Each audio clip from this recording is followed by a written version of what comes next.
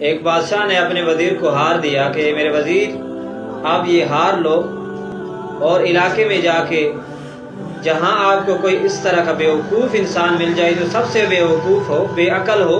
یہ ہار آپ لینا ہے اور اس کو پہنا دینا ہے، اس کے گلے میں پہنا دینا۔ بادشاہ نے وزیر نے وہ ہار لیا اور نکلا، پھرتا پھرتا علاقے میں شہر بازار میں چکر لگاتے لگاتے کئی دنوں کے بعد بادشاہ کے دربار میں واپس پہنچا، ہار بھی واپس لے کے آ گیا۔ تو جب دیکھا کہ بادشاہ کی حالت بہت نازک ہے، حالت خراب ہے، کافی پریشان ہے بادشاہ، تو وزیر نے پوچھا کہ بادشاہ سلامت، آپ کو کیا مسئلہ ہے، آپ اتنے پریشان لگ رہے ہو؟ تو بادشاہ نے بے ساختہ سے جواب دیا کہ اے میرے وزیر، میں اپنے عارضی وطن کو چھوڑ کر اصلی وطن میں جا رہا ہوں، میرے آخری سانسیں چل رہی ہے۔ تو وزیر نے پوچھا کہ وہ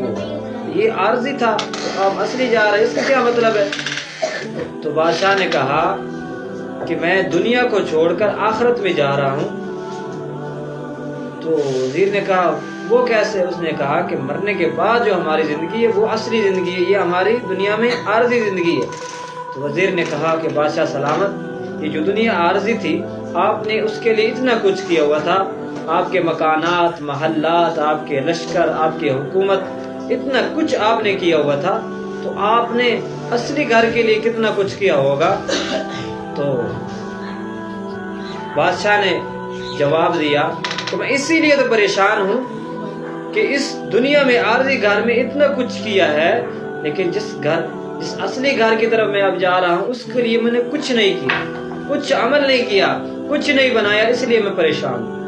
تو وزیر نے کہا بادشاہ، میں علاقے میں بہت پھرا ہوں، شہر بازار میں پھرا ہوں، لیکن اتنا بیوقوف انسان، آپ سے بڑا بیوقوف مجھے نہیں نظر آیا جس نے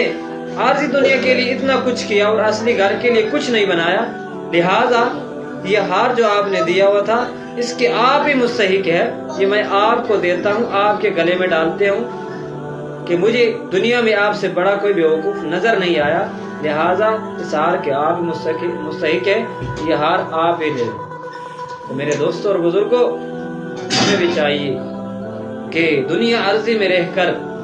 اپنے اصلی گھر کے بارے میں بھی سوچیں، اپنی اصلی وطن کے لیے بھی سوچیں کہ ہمارے آنے کا مقصد کیا ہے، ہم کس لیے ادھر آئے ہیں دنیا میں۔ یہ دنیا عارضی ہے، ایک نہ ایک دن ہم نے جانا،